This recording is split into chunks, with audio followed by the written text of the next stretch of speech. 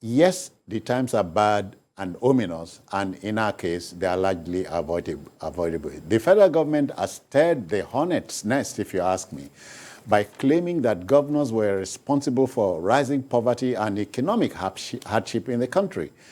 The Nigerian Governors Forum, NGF, has debunked it as baseless. The forum of 36 state chief executives has attributed the high level of discomfort and adversity in the country to the federal government's failure to provide adequate security for lives and property. Our plea is stop the blame game, look in the mirror and not out the window.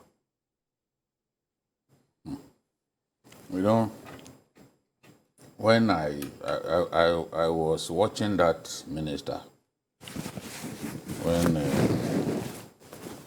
he was making that foul-mouthed rant. The Clement Agba? Yes, I was watching him,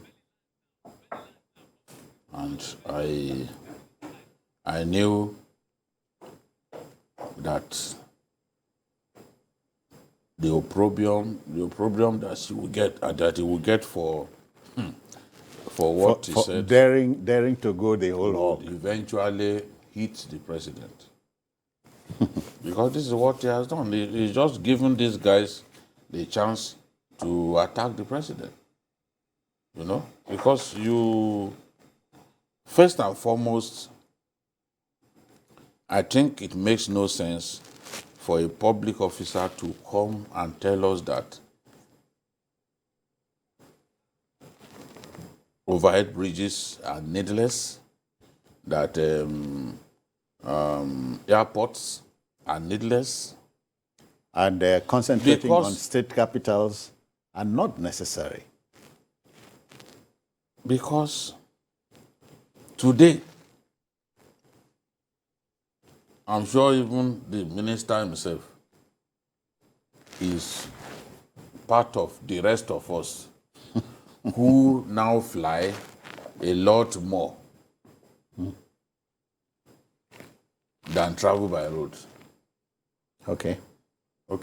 There is an airport in Taraba. We never thought that the Taraba airport would be useful. Today, people are flying to Taraba. When Sunte, the late governor, was building the airport, they called him names. Today, the airplane is always full, whether you are going to Abuja or coming home. Have also flown on the Jalingo-bound flights before. It's the same thing. Katsina, the airport was not used for a long time, but they are beginning to use the airport, even if it's not every day, maybe like 3 days a week. But the flights, if you don't book on time, you not get a seat on the aircraft. Why are people flying? It is because of insecurity. One guy was telling me that, look, don't go by road. I've made up my mind, I won't go by road to anywhere in Nigeria. That the kind of money that they will ask me to pay if they catch me is better I give airlines a fraction and of stay that alive. money. And so places where Gombe too, they have an airport, people are using it. People are flying from Gombe. People, and it costs a lot of money. Ilorin I'm traveling to Ilorin with a matter of days. I paid 65,000 naira. By air? Yes. Okay. You can imagine a short distance. If you are flying from Ibadan to this place, to Lagos, 15 minutes. you pay just under 20 minutes. You pay in the region of 34 to 40,000. Whereas, it's not far. It's just about 136 kilometers or so. So you can't just in one fell swoop say, overhead bridges are meaningless, they are not useful, airports are not useful. Who told you? The governor of Rivers State, go to Port Harcourt now, go to Aba Road and see how the presence of overhead bridge has eased traffic flow in that area. In Kogi, the Ganaja Bridge that Yabelo constructed after many years of previous administration consummating the project and not bringing it to fruition. When you go to Ganaja now, that area, it used to be serious traffic gridlock there. Today, no gridlock. Even the traffic control men that are put there, they don't do anything, they just cross their legs. Because you don't need them. Ease. The traffic People are going in different directions. They don't even need anybody to control traffic. It's the same thing that is happening in Otoro, Kano. Okay. There is the big intersection that the governor has constructed. Mr. President will soon come to commission. Yes. The governor calls it the fingers of the octopus. With those fingers, you know, you don't need a single traffic control officer in a place that people used to spend hours in. Because with the overhead bridge, this one heading in this direction, this one heading in that in another direction, and the other arteries that have been created, you don't need men to control traffic. So how can somebody come and say, oh, these bridges are needless, these airports are needless, when there are people are using them? If I can tell you that if Ekiti had completed their airport, because the former governor already inaugurated it and left office, if they had concluded it, I'm telling you, from Ado Ekiti to my village is about 1.5 kilometers. I would have loved to fly to Ado Ekiti.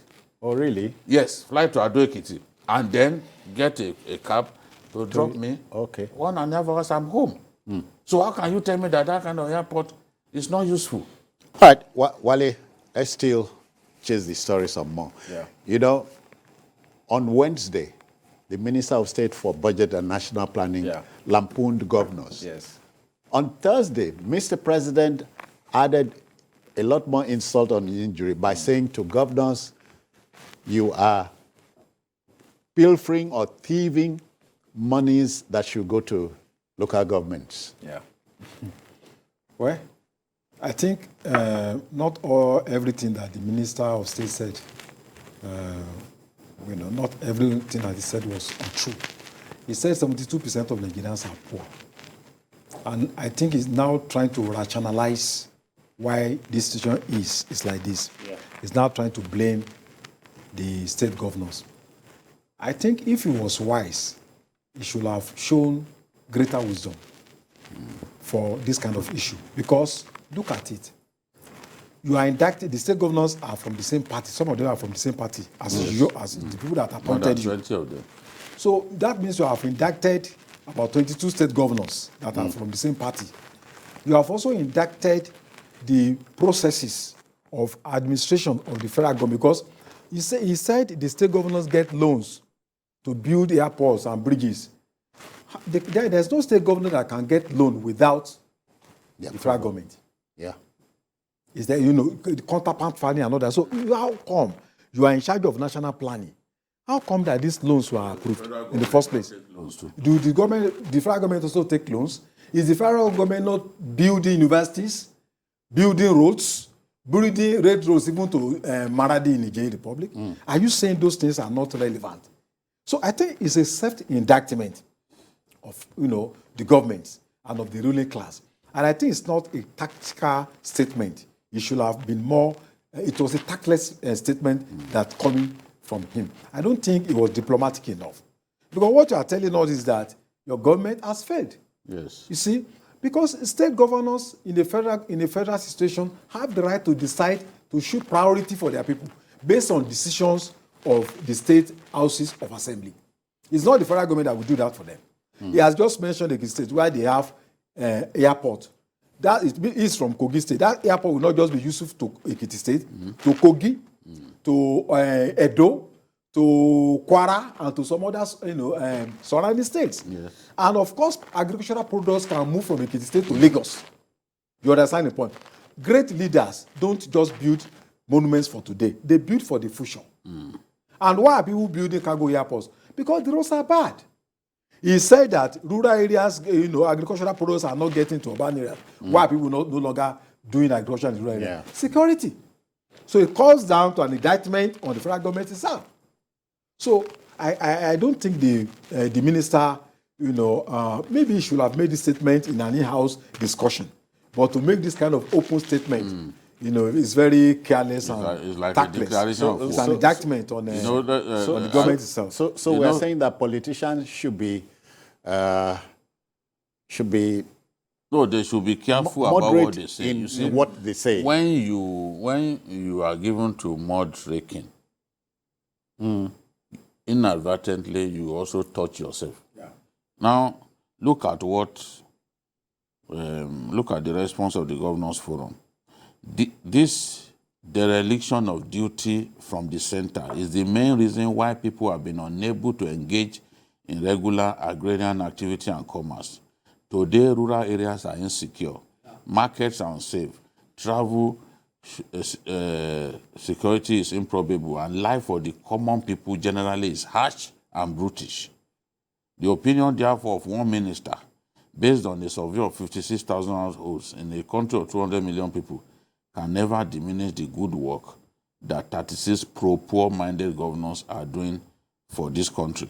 So, it afforded them the opportunity to pick holes In what he said? even in the work that the federal government has elect done. to do. They have now pointed attention at insecurity in our country by saying, look, a lot of farmers can't even access their farms. If they can't access their farms, we don't know what's in poverty. That's the point that they are making, that your own duty that you've left undone has worsened poverty. So For us, he invited this being firing at from all corners, because it shouldn't have gone to the point of saying those things. You can look at Wike and be angry that Wike is delivering overhead bridges here and there. But these overhead bridges have a way of easing traffic, especially if you put it where it is needed. You can't say, for example, that the overhead bridge that Ambode started and Sanwo-Olu completed in Pesnima has not eased traffic tremendously in that place. From you that just axis, need to yeah. even bring a video of what that place used to look like and see the tremendous change. Now, Sanwo-Olu is going to build another overhead bridge around Fagba in Iju. Okay. That's Because that's another problematic place. You know, they've identified problematic places and then decide on what to do. You don't just come, just dismiss, say they are building bridges that are meaningless. Who told you? How many places have you gone to where there is an overhead bridge that was not needed? How many places? And society, the community keeps getting bigger. Where you design roads, maybe one way, design road that is not dual carriageway. Ultimately, with the community expanding, you will see that it is actually dual carriageway that you need. Why did we have to do the second Niger bridge? Because people were sleeping in traffic during the Yuletide season. Some will spend like 3 days in traffic. Today, we have a dual carriageway as the second Niger bridge. It replaced the single lane it will replace the single lane that we used to have. Yeah. Everywhere that you deliver infrastructure, the dividends are always there. Yes, there are some people because who you bring must projects. think of today, tomorrow, today. Yes, so even if it looks like today, like, oh, they do not need it, it's not going to remain like that. That's why we had refineries, we built refineries, but the refineries are today not, they can't even provide all of our needs because the refineries were built at a time when Nigeria population was just about 60 million. Yeah. Today, we are over 200 million. So even at their installed capacity, they can't be enough, they can't provide all of our petroleum needs. So infrastructure is usually the game changer. It helps to boost the economy. It helps to boost buying and selling and all that in a community. You can't just simply dismiss it like that, what are these governors doing? No. You are part of the government. If our people are poorer now, the shame, the blame has to be shared. Yeah. You can't pin it on governors alone and leave Mr. President alone. You can't do that. You do that, you are cutting your nose to spite your face. I don't know, those who advise these people, you just, because they put a mic in your front and you can see pressmen, you just talk anyhow to people. And now look at, see, they are washing their laundry in public. In other words, Wale, politicians lack restraint. They don't know when to apply the brakes, you know, which is the hallmark of the man, knowing when to hold the brakes and so on. Knowing what you say, and when you say it. Yeah, it's very important. And governance is not just about, you know, making statements. You need to weigh the implication of what you want to say, the impact. I'm sure there are unforeseen consequences. All these attacks that are, you know, Yes. So next time he needs to be very careful. Because words are like eggs. Like Yoruba people say, once it's broken, you can't, you know, bring it back in one Do you hole. fix an egg? You can't bring it back in one hole.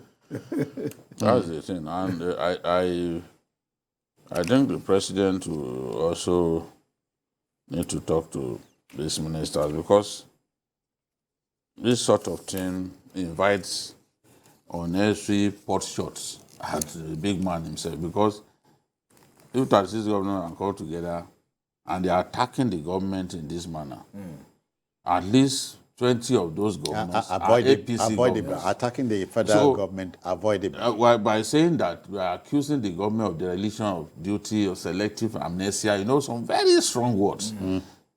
Is the federal government, led by Muhammadu Buhari, that they are attacking. Yeah. And who caused it? A minister who just felt that he needed to generalize. We know that, yes, some projects are not necessary or not the priority. You know, some project may not be priority at a particular time. Yeah. But you just can't dismiss a project like that. And we've seen, even in the US, a town where they have 2 big airports and the rest. As the society is growing, Lagos is going to have another airport soon. You know, In the Lekki axis. corridor. Yes, they're going to have another one. You know, and you can't say even that one is useless. Yeah. You can't say that. It's going to be useful. A lot of flights will be taken off from there. That's a project for tomorrow. Yes. So those of them who want to avoid, you can imagine you are going to Lekki, you come down in Ikeja here at the airport. To get to Lekki, you could be spending 3 hours if you are not careful. if you arrive on the wrong day, you could be in traffic for 3 hours. Yeah. But when that airport is ready, you don't need to pass through here. It drops you there, and you go into your house in the Lekki area. So, no, those of them who live in that area, you dare not go and tell them that the project is not necessary. Even Because Ogun State. given, yes, those of them in, I think, parts of Ijebu land, they will find it useful. Well, essentially, as a progressive people, a government will need to surround itself with men who share your vision, you know, so as to run away from things like this. Because the governors are waiting to be, when you, it's like messing with the hornet's nest. When you scatter the nest, and everything, the hornets will come out to I'm sting. sure even when the president came out to speak, he was speaking based on the information given to him. Okay. You know, by the ministers and all that. So it cannot be everywhere. No. So sometimes they give me the information and without, we just go ahead believing that the minister has done his work. But you can discover that in this case, the minister didn't do his research very well. That could implicate the president in the season of election. It's very sensitive. That's it. Yeah, that's it. I think that the survey that showed that 2 out of 3 Nigerians are actually poor. It was conducted with UNDP and other partners. It wasn't just the MBS that sat together, that sat down and came up with that survey. It conducted a survey with several partners, including the UNDP. It's not the sort of survey that you can rig. You can't say, it's a government agency, let it not come up with what is embarrassing. Yeah. You can't rig it because everyone has a copy. They did it together. So if they are saying, we are people, 133 million Nigerians are poor. Multi-dimensionally poor. Yes. Then, including security is a factor, even in that. Then, we have to come up with policies that will ease the pain of our people. What steps can we take, to make things better for our people? That's the essence of the survey. It's not for politicians and ministers to be exchanging posture, to be shifting blame, blaming one another. No. Think of what you can do. Government came up with the conditional cash transfer. Of course, a lot of Nigerians are benefited. Every month, some billions get shared by the Humanitarian Affairs Ministry to our people. That was meant to address poverty. But whether giving handouts to people in itself sufficiently addresses the matter of poverty is a question for you and I to answer. Some people will disagree. But even the World Bank had always encouraged conditional cash transfer as a means of easing the pains of poverty within the population. So perhaps the incoming administration would want to continue the conditional cash transfer thing, while also introducing some of his own plans. Like, I know that Shiwaju, for example, has talked about access to credit as a means of helping our people to get by. We don't all have to be poor. To be rich, to be able to go to school, for example. That's it.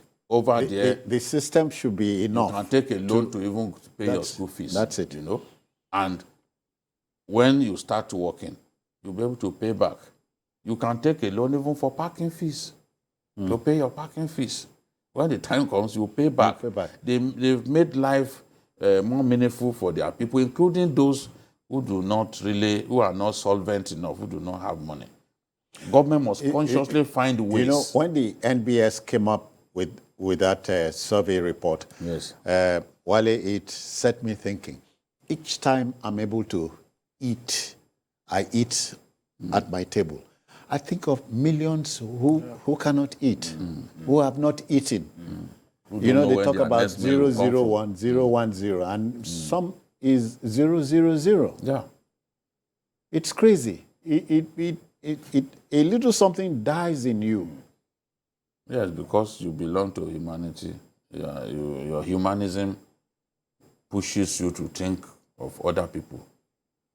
You think that you are comfortable, but how about other people? How about the others? Have they eaten?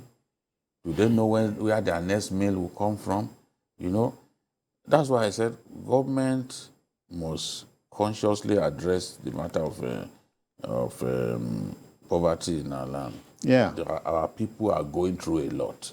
And the last few years, more and more Nigerians have slipped into the poverty net. That's it. More and more Nigerians of this rampant inflation and other conditions that are just ugly distempers for our people in their battle to survive. It's a lot more difficult to No survive wonder. in Nigeria.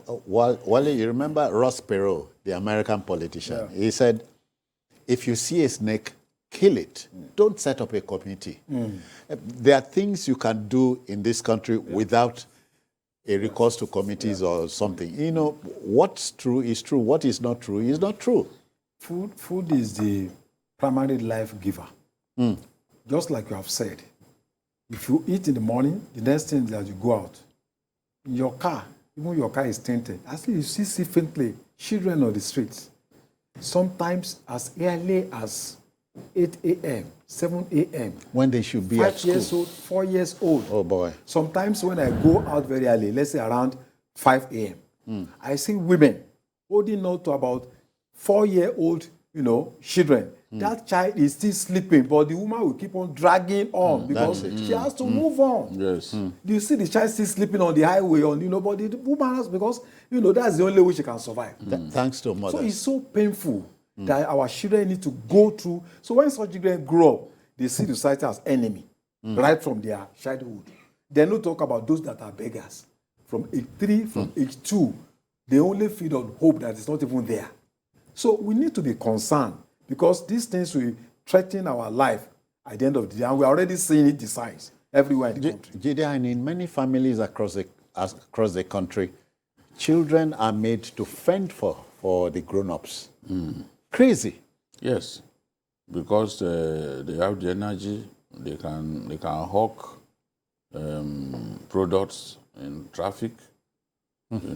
What the elderly people consider too old to do.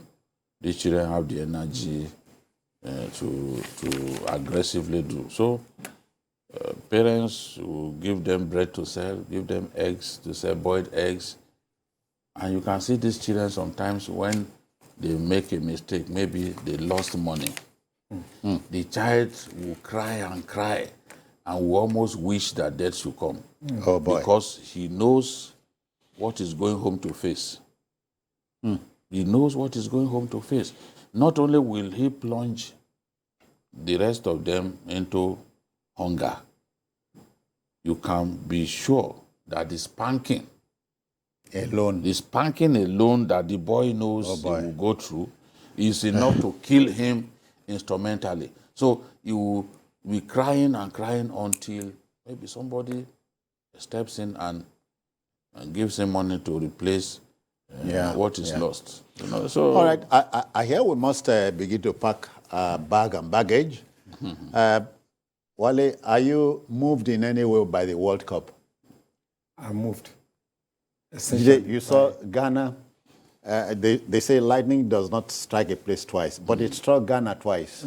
yes, but Ghana, I could say that the Ghanaians exerted revenge in a way because Uruguay needed a third goal to qualify. But So Ghana, despite winning, but Ghana made sure that Uruguay did not get that third goal. but Ghana got a penalty, Yes, which she lost. yes, just like it happened the last time. But I still believe that on the day, the Uruguayans were better. Even if they converted that penalty, they would still have lost. But Ghana pegged them back. Ghana made sure that they didn't get that crucial third goal because that crucial third goal Would have upset so would many have things. allowed Uruguay to qualify. That's it. Yes, ahead of I think those Koreans. Oh, so did I cry for the Germans? now you saw the shoe was on the wrong foot this time, and we saw Suarez weeping like a baby. His World Cup had come to an end, but he caused the Ghanaians to weep in 2010. So it was payback. Yes, payback time for him. All right. So on that note, we want to thank you for being a part of it. That's it on the program this Sunday. But don't forget to join the hangout tomorrow from 5 in the evening. And of course, we are also on YouTube at youtube.com/TVC News Nigeria. I'm Citizen Jones, thanking you for your time. Bye-bye now.